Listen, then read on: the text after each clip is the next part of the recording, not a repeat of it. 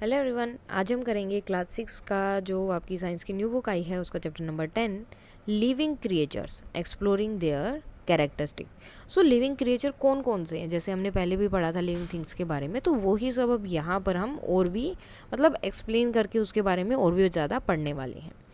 So Avadhi and Ayush go for a morning walk with their parents. So ये दोनों जो हैं मॉर्निंग वॉक पे गए हैं अपने पेरेंट्स के साथ। Avadhi notice some shells and try to pick them up. तो अवधि ने ये जो है शेल्स देखे तो उन्हें उठाना चाहती थी, लेकिन ये क्या है? Her mother advise her not to do so and explain that the shell could be home to a living snail and it actually a part of its body. तो वो उठाना चाहती थी, लेकिन उनकी मम्मी ने उसे समझाया कि ये जो किसी का स्नेल का घर हो सकते हैं या फिर उनकी बॉडी का एक पार्ट हो सकते हैं। देखो इनके अंदर क्या रहते हैं, स्नेल्स रहते हैं, या तो क्या होते हैं इसके अंदर होंगे वो, या फिर वो इसकी बॉडी का ही एक पार्ट होगा। Avdi and Ayush wonders how the shells that is not even moving could have a living being inside. तो वो जो है बहुत ऐसे सरप्राइज हो गई कि ऐसे कैसे हो सकता है, जो मूव भी नहीं कर रहा उसके अंदर कोई कैसे रह सकता है। Later that day in school Avadhi and Ayush share this incident with their friend. तो लास्ट में जब वो स्कूल गए उसी नेक्स्ट डे उसी दिन, तो उन्होंने अपने फ्रेंड के साथ ये बात शेयर की। They approach the teacher to understand how a shell which is not even moving could be a body part of a living snail. तो उन्होंने अपने टीचर से पूछा कि एक शेल जो मूव भी नहीं करता है वो किसी की स्नेल के लिविंग बॉडी पार्ट का कैसे हिस्सा हो सकता है। The teacher initiate a discussion in the class on living and non living things. तो टीचर ने इसके ऊपर एक पूरा डिस्कशन किया living and non living things पर। Now let us record, we all surrounded by numerous things. Just look around in your classroom and you may find many examples. The pencil that you are holding, the book that you are reading or the pigeon near the window. तो बहुत सारे example आपको मिल जाएंगे। List them in the table 10.1 and identify each of them as living or non-living things on the basis of your understanding in the column 2. And then in the group 3 जो है, ये वाला जो है, इसमें आपको रीज़न बताना है कि आपने उसे लिविंग या नॉन लिविंग में क्यों डाला। सो पेंसिल नॉन लिविंग है, बुक भी आपका क्या होगा, non living. Then car non living, plant living, और भी कोई चीज़ अगर आपको लेनी है तो वो डाल सकते हो। सो इनका करेक्ट आंसर भी यही रहेगा, non living, living, non living and living. ठीक है, अब नॉन लिविंग ये क्यों है? सो नॉन लिविंग क्यों है? क्योंकि ना तो ये ग्रो करते हैं, ठीक है, ग्रो नहीं करते हैं, और ना ही ये सांस लेते हैं, रेस्पायर जिसे हम बोलते हैं, एंड देन ये जो है मूव भी नहीं करते हैं। ठीक है, सेम चीज़ बुक के लिए भी है, ग्रो भी नहीं करते, रेस्पायर भी नहीं करते, मूव भी नहीं करते। पीजन ग्रो करते हैं, पहले बच्चे होते हैं, देन बड़े होते हैं, एंड देन उसके बाद वो एक जगह से दूसरी जगह मूव भी करते हैं और रेस्पायर भी करते हैं। कार भी सेम है, वो ग्रो भी नहीं करती, तो ये भी नॉन लिविंग हो जाएगा। प्लांट देखो मूव नहीं करते हैं लेकिन ग्रो करते हैं और रेस्पायर करते हैं, सो ये भी क्या है, एक लिविंग थिंग होती है। Now what sets the living apart from the non living? So look at the table 10.1. Why do you think a pencil is non living but a pigeon is living? तो आपको क्यों लगता है कि pencil non living है और pigeon जो है लिविंग है?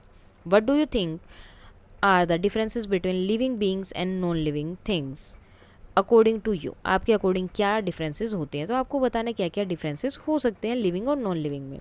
और what similarities do the identify living beings share with each other? और कौन सी जो है आइडेंटिफाई सिमिलरिटीज़ हैं जो आप आइडेंटिफाई करते हैं लिविंग बींग्स में, जो एक दूसरे के साथ होती हैं। You may have identify movement as one of the similarities among living beings. You have also seen car moving on a road. Does it mean that car is living? तो देखो लिविंग बींग्स में क्या होता है कि वो movement करते हैं एक जगह से दूसरी जगह, लेकिन कार भी तो मूवमेंट करती है एक जगह से दूसरी जगह, तो क्या वो लिविंग है? So no. Now list the task that you can do but a car can not. तो अब वो चीज़ें आपको लिखनी है जो एक कार आप कर सकते हो लेकिन एक कार जो है नहीं कर सकती है। You are a wonderful example of a living being, क्योंकि आप खुद भी एक लिविंग बींग हो। Whenever you attempt to group things around you as living और non living, you can compare them with yourself. तो अगर आपके पास आसपास कोई भी चीज़ें हैं, आपको उनको ग्रुप करना है कि ये लिविंग है, ये नॉन लिविंग है, आपको जस्ट क्या करना है, खुद से उनको कंपेयर करना है, क्या वो सब चीज़ें कर सकते हैं जो आप कर रहे हो। Which characteristic help you in the differentiate yourself from a car. जैसे कि कार में और आप में अगर अलग अलग देखा जाए तो क्या है, सो कार मूव करती है, लेकिन कब मूव करेगी, जब उसे कोई चलाने वाला होगा। अगर चलाने वाला नहीं है तो क्या वो मूव करेगी, जबकि आप तो खुद से मूव कर पाते हो। आप ग्रो हो रहे हो तो क्या गाड़ी ग्रो होती है, नो, वो तो अपनी साइज में रहती है। सो ये सब चीज़ें कैरेक्टरिस्टिक जो हैं अलग करती हैं कार को आपसे। For instance, a car does not grow, does it mean it is non living. वो ग्रो नहीं करती तो क्या वो नॉन लिविंग है। Now which characteristic have you use to classify a car as non living. तो कौन सी कैरेक्टरिस्टिक आपने ली, वो ब्रीथ नहीं करती है, वो ग्रो नहीं करती है, वो सेम साइज में रहती है, वो रिस्पायर भी नहीं करती है, मतलब कुछ भी तो नहीं कर रही है वो मूव करती है, लेकिन जब उसे कोई चलाने वाला है तभी। Now continue your discussion in a similar way to identify the essential characteristic of a living being. What are some common characteristics that makes living being very different from the non living things। तो ऐसी characteristic को आपको जो है बताना है कौन कौन सी हैं जो लिविंग को नॉन लिविंग से अलग करती हैं। Let us learn about them. तो अभी पढ़ते हैं उनके बारे में क्या क्या है। Can we consider movement as one of the characteristic to differentiate between the living and the non living. तो क्या मूवमेंट को, जो मूवमेंट होती है एक जगह से दूसरी जगह, उसको कंसिडर कर सकते हैं एक कैरेक्टरिस्टिक में कि लिविंग मूव करते हैं और नॉन लिविंग नहीं करते।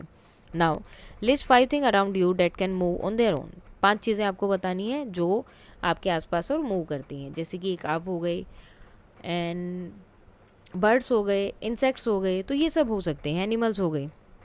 Do you think that all 5 things that you have listed can be considered as living just because they can move on their own. तो क्या वो चीज़ें लिविंग में आएंगी बिकॉज वो अपने आप से मूव कर रही है। However unlike animals, plants do not move from one place to another.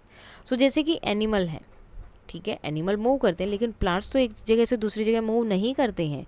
Do you consider them as living. तो क्या वो भी लिविंग है। So yes, even though plants do not move from one place to another, they do so show certain types of movement।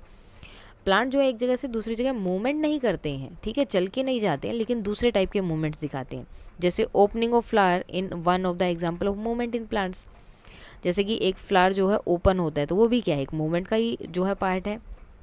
Another example of movement in plant is seen is insectivorous plants. Insectivorous plants भी होते हैं, वो क्या होते हैं, insectivorous plants are dependent on insect for their nutrition. ये जो है इंसेक्ट्स पे डिपेंड करते हैं अपने न्यूट्रिशन के लिए। Drosera is the one of the example is an insectivores. तो ये जो है एक ड्रोसेरा है जो एक इंसेक्टिवर्स जो है प्लांट है।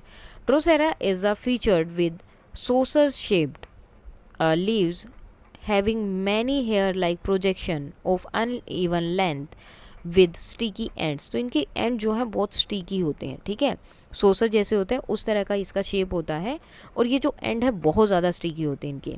When ever an insect enter the saucer, जैसे ही कोई इसके अंदर आता है, कोई भी इंसेक्ट आता है, हेयर मूव इनवर्ड। तो ये जो हेयर बाहर निकले हुए हैं ये अंदर की तरफ मूव करना शुरू कर देते हैं। And trap the insect with their sticky ends.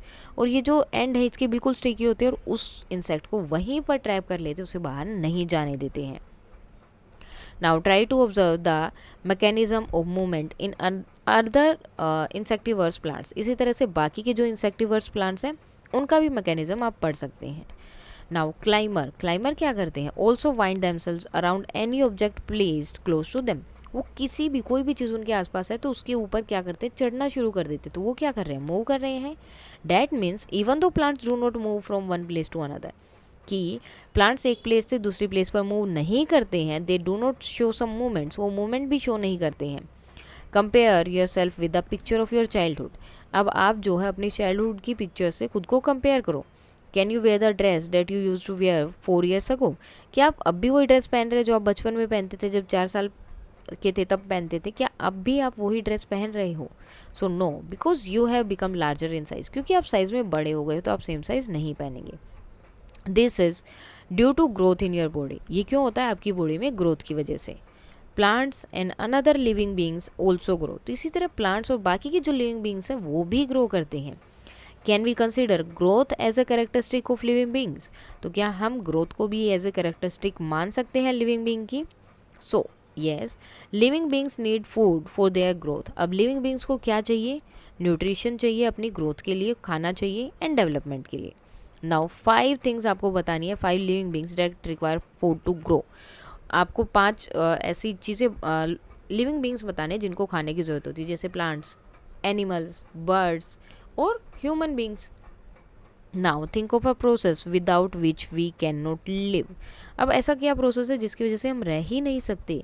Count the number of breath you take per minute after a normal walk, after a run और after a few dance steps.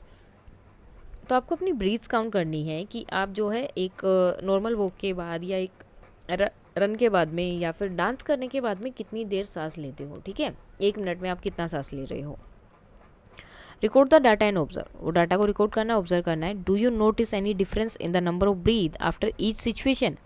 क्या आपने जो है हर सिचुएशन में जो नंबर ऑफ ब्रीथ हैं वो देखे कि चेंज हुए? नॉर्मल वॉक में नॉर्मल रहेंगे, देन उसके बाद अगर आपका ज़्यादा हो गया है, यानी कि अगर आप रन करके आए हो तो आप जल्दी जल्दी सांस लोगे, तो हमेशा आपका नंबर इंक्रीज होगा। Do you notice the process of breathing in another animal like dogs, cats, cause and fellows? और यही ब्रीदिंग की प्रोसेस बाकी एनिमल्स में भी होती है। Now notice the movement of their abdomen while they are taking rest. तो जब वो सांस ले रहे हो तो उनके पेट की तरफ आपको देखना है। In the process of breathing, जब वो सांस ले रहे हैं, व्हेन वी इनहेल, जैसे हम भी सांस लेते हैं, तो जब हम इनहेल करते हैं, the air moves from outside to inside our body, तो बाहर से हवा हमारे बॉडी के अंदर जाती है। एंड वी ब्रीद आउट, और जब हम ब्रीद आउट करते हैं सो एयर मूव करती है inside our body to outside, हमारी बॉडी के अंदर से बाहर की तरफ। Breathing is a part of a process called respiration. Breathing जो है एक पार्ट है प्रोसेस का जिसे हम रेस्पिरेशन बोलते हैं। Do plants also respire? क्या प्लांट्स भी रेस्पायर करते हैं? So yes, there are tiny pores called stomata on the surface of the leaves. Leaves पे आपको जो है छोटे छोटे पोर्स दिखाई देंगे जिसे बोला जाता है stomata. These pores help plants in taking air in and out. ये पोर्स हेल्प करते हैं प्लांट को इनहेल करने में एंड ब्रीद आउट करने में। Interact with senior class student in your school and request if they can demonstrate stomata using a microscope in your class। तो आप अपने क्लास में टीचर के पास जाके वो माइक्रोस्कोप से उन्हें देख भी सकते हैं। All living beings respire, जितने भी लिविंग बींग्स हैं रेस्पायर करते हैं। Have you noticed white patches forming on shirt around the armpit during summers? क्या आपने देखे हैं कि आर्मपिट के पास में जो है, जो भी आपकी वाइट शर्ट होती है या जो भी शर्ट होती है उसके पास जो है पैचेस से हो जाते हैं वाइट कलर के। These patches are form due to sweat. ये क्यों होते हैं? स्वेट की वजह से। The sweat consist of waters and salt removed by the body as waste product. अब स्वेट क्या है, पसीना क्या है? पानी और सोल्ट का रिमूवल होता है जो आपकी body as a waste product की तरह निकालती है आपकी बॉडी से। Removal of waste products from the body is called excretion. क्या बोलते हैं उसे? Excretion. Urine is also formed as a product of excretion in animals. So same इसी तरह से एनिमल्स में यूरिन भी होता है जिसे एक्सर्शन बोलते हैं। Do you know the plant also exert? क्या आपको पता है प्लांट्स भी एक्सर्ट करते हैं? कैसे? You may notice plant exerts excess water and minerals in the form of small droplets on the leaves. तो लीव्स के ऊपर आपने इस तरह के छोटे छोटे ड्रॉपलेट्स देखे होंगे। ये क्या होते हैं? प्लांट्स का एक्सर्ट करने का तरीका होता है। For example grasses and roses, all living being exert. Let us look at the another characteristic. What is your reaction if you unexpectedly step on a sharp object such as a throne? अगर आपका गलती से कहीं पर एकदम से पाँव टिक जाए या पाँव रखा जाए, जैसे कि कांटा वगैरह या कोई भी ऐसी नुकीली चीज़ के ऊपर, तो क्या होगा आपका reaction? While walking without shoes or you accidentally touch a hot cup of tea, या फिर आप जो है नंगे पाँव चल रहे हैं, या फिर एग्जाम्पल किसी गर्म चीज़ को आपने एकदम से टच कर लिया है। ये जो चीज़ें स्टेपिंग ऑन अ थ्रोन और touching a hot objects are called stimuli. Any things और any event that promotes living beings to respond. तो जो भी चीज़ें रिस्पॉन्ड करती हैं, मतलब कोई भी चीज़ लिविंग बींग जिसकी वजह से रिस्पॉन्ड करती है, उसे हम क्या बोलते हैं? स्टिमुलस। List 3 stimuli. अब आपको जो है 3 स्टिमुलाई यहाँ पर लाने हैं। 4 and your body instant response to them, जिसकी वजह से आपकी जो है बॉडी इंस्टेंटली क्या करती है? रिस्पॉन्स करती है। ठीक है, फॉर एग्जांपल जैसे आपने गर्म चीज़ को एकदम से हाथ लगाया तो आपने क्या किया? उसे रिस्पॉन्स किया। तो ऐसी 3 चीज़ें आपको लेकर आनी है। Do plants also respond to stimuli? क्या प्लांट्स भी ऐसे ही रिस्पॉन्स करते हैं? So yes, plants also respond to stimuli for example touch me not, अब ये एक प्लांट होता है, ये क्या है, टच मी नोट, इसका नाम ही है टच मी नोट। ये क्या करता है, plant fold their leaves when we touch them, जैसे ही हम इसको टच करते हैं तो ये अपने लीव्स को क्या कर लेता है, फोल्ड कर लेता है। Have you also observe that certain plant fold their leaves after sunset, और कुछ ऐसे भी हैं जो सनसेट के बाद अपने लीव्स को फोल्ड कर लेते हैं। Specifically the leaves of certain plants facing each other tend to come together. So specifically क्या होता है, वो एक दूसरे के पास में आ जाते हैं, एक दूसरे को जो ऐसे इस तरह से देख रहे होते हैं, ऐसे सामने सामने होते हैं तो वो टच कर लेते हैं, एक साथ आ जाते हैं। This can be observe in the sleeping leaves of आंवला। आंवला का जो है लीव्स होते हैं, उसके स्लीपिंग लीव्स मतलब रात के टाइम या सोने के टाइम पे देखते हैं, तो इस तरह से आप उनको देख सकते हो। All living being respond to stimuli, जो भी लिविंग बींग है वो रिस्पॉन्ड करते हैं स्टिमुलाई को। Find a few more plants in your neighbourhood which fold their leaves after sunset. So ऐसे ही आपको और भी चीज़ें फाइंड आउट करनी है, और भी लिविंग बींग्स फाइंड आउट करने हैं जो रिस्पॉन्ड करते हैं। Why do the leaves of chhui mui and amla plant respond in this way, और ये ही ऐसे क्यों रिस्पॉन्ड करते हैं। Which stimulus could be responsible for their behaviour, कौन सा स्टिमुलस है जो इसके लिए रिस्पॉन्सिबल हो सकता है। Now have you seen young ones of cat, dogs and another animals, अपने जो डॉग हैं, कैट है, क्या उनके बच्चों को देखा है। List young ones of 5 different animals. Have you seen young ones of any non living things such as pencil, chair और एन इलेक्ट्रिक बल्ब। तो आपने इनके तो देखा डॉग कैट के एनिमल के, लेकिन क्या जो नॉन लिविंग थिंग्स होते हैं जैसे पेंसिल हो गया, बुक हो गया, चेयर हो गया, क्या इनके बच्चे होते हैं। सो नहीं होते हैं। So all living being reproduce, तो जितने भी लिविंग बीइंग्स होते हैं वो रिप्रोड्यूस करते हैं। Reproduction is a process of producing new ones of one's own kind, अपनी ही तरह के दूसरी चीज़ों को प्रोड्यूस करना, बनाना। Why is reproduction necessary, it is necessary for the continuity of life, और ये क्यों ज़रूरी है, कंटिन्यूटी, लाइफ चलती रहनी चाहिए, उसके लिए ज़रूरी है। When a living being is not able to exhibit all of the above mentioned characteristics, despite the availability of all resources like food, air, and water needed to be being alive, it is said to be dead. अगर कोई भी ऐसी चीज़ या ऐसी thing जो क्या हो, आपको जो इनकी ज़रूरत ही ना हो, मतलब जिसको फूड, एयर, वाटर की ज़रूरत ही नहीं है और वो ज़िंदा है, ठीक है, वो है, वहीं पर है, वो ना ग्रो कर रहा है, कुछ भी नहीं कर रहा है, तो उसे हम क्या बोलेंगे, dead. From the about discussion we can understand that all living beings share some common characteristic, सबके बीच में कोई ना कोई कॉमन कैरेक्टरिस्टिक होती है। For example all living beings slow show movement करते हैं। दे नीड फूड, उन्हें फूड की ज़रूरत होती है। एंड दे ग्रो, वो ग्रो भी करते हैं। They also respire, reproduce, excrete and respond to stimuli and eventually die, और लास्ट में क्या होते हैं, वो मर जाते हैं। Absence of any these features, अगर इसमें से किसी भी फीचर का एब्सेंस है, वो नहीं है, तो ये क्या इंडिकेट करता है कि दीज थिंग्स या those things are non living. Now that you know how to identify a living being, अब आपने जो है आइडेंटिफाई कर लिया है लिविंग बींग को। Fill up the remaining 2 columns, तो नीचे जो कॉलम्स थे 4 and 5 वो आपको रिमेन करने, टेबल 10.1 में जो हमने किया था।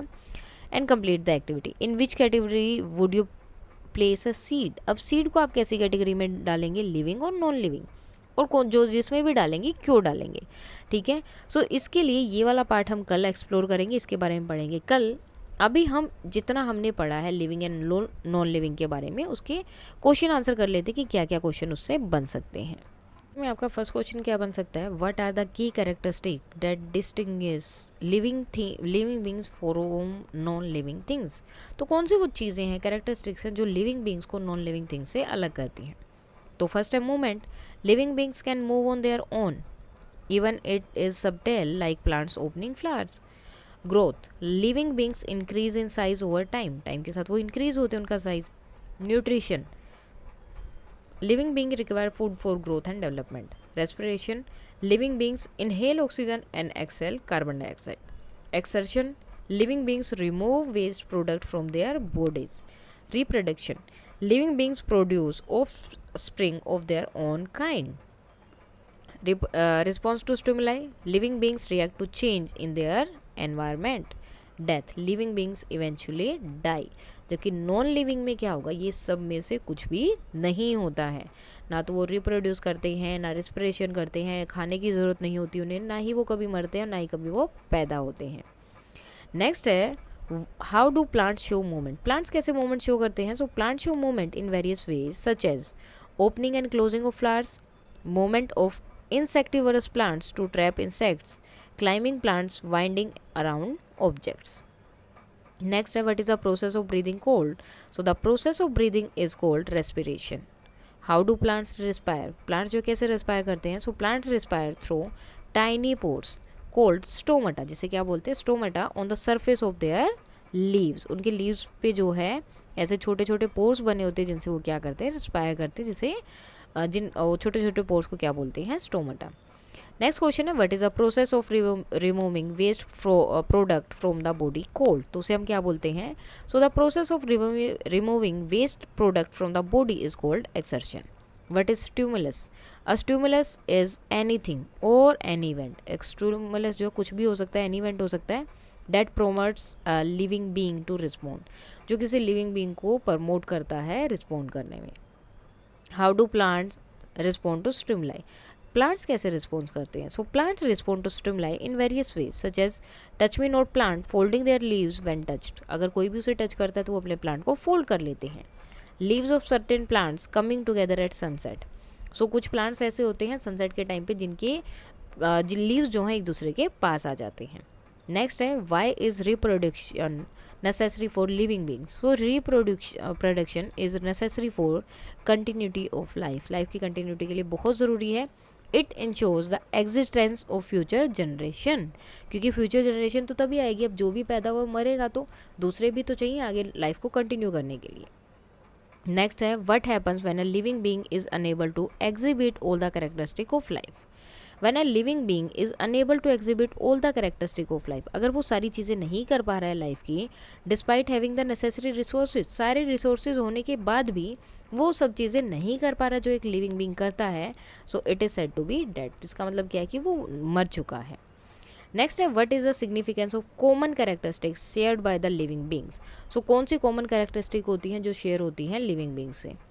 So the common characteristics shared by living beings help us identify and classify them as living organism. तो जो भी कॉमन कैरेक्टरिस्टिक है उससे क्या होता है, हम आइडेंटिफाई कर पाते हैं और क्लासीफाई कर सकते हैं कि कौन सी लिविंग बींग्स और कौन से नहीं हैं. These characteristics also provide insight into the fundamental process that sustain life. और ये कैरेक्टरिस्टिक जो है इनसाइट भी जो फंडामेंटल प्रोसेस है लाइफ का वो भी बताने में हमें हेल्प करती हैं. सो इसके साथ ही ये वाला पार्ट हो जाता है हमारा कंप्लीट. नेक्स्ट पार्ट करेंगे हम कल.